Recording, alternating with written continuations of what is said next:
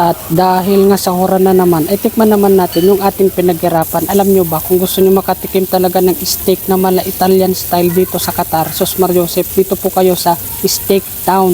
Napakasarap ng kanilang karne dito, sariwang-sariwa. Depende sa pagkaluto na gusto mo, kung rare, medium rare, or well done. O Sos Mar Joseph, ang social naman.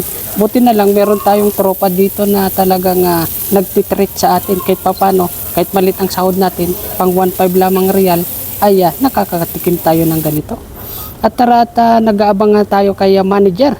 Dahil si manager po ang manlilibre sa atin ngayon. At tamang tambay lamang dito sa labas.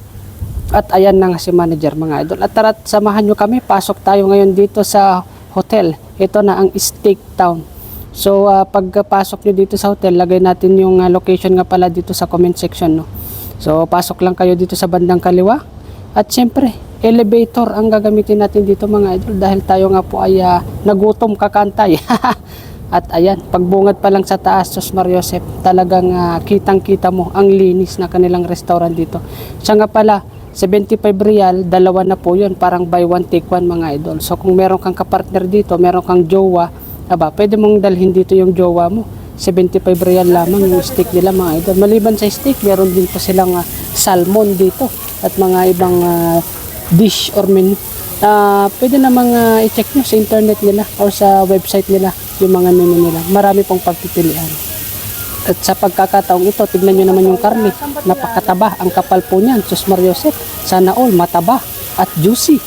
At siyempre dahil nga ignorante tayo sa mga ganitong bagay mga idol, ay maglagay muna tayo dito ng butter mga lods.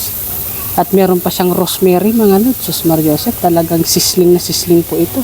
Sa mga taga-Qatar dyan, shout out po sa inyong lahat. Ignorante tayo sa mga ganito. First time po natin na magkakakain sa mga ganitong restaurant. Sos Mar Joseph. Kahit pa paano, matikman din naman natin mga idol. Kahit na maliit lamang ang sahuran dito, tikman naman natin yung ating pinaghirapan mga idol. Kaya ka nga nag-abroad, hindi magpakahirap para tikman din ang konting kaginhawaan mga lods. Sana all maginhawa. Ayan na nga si paring Jaime, Sos Mar Joseph, talagang binalibaliktad mga idol. At saka siyempre ayaw natin yung masyadong may dugo-dugo pa, kaya pinaghiwa-hiwa natin mga idol. Ayan na si paring Arnold, ayun, galit si paring Jeff sa paghiwa. Pero tamang kunat lang ito mga idol, napaka-tender niyan, hindi naman na masyadong makunat yan mga idol. Tamang-tama lang talaga. At ayan na nga, kanin na lang ang kulang. Pero kanin naman talaga yung request sana natin dito. No? Pero price naman yung naibigay sa atin. Pero tamang-tama naman yun. Talagang napakabigat sa tiyan nito mga idol.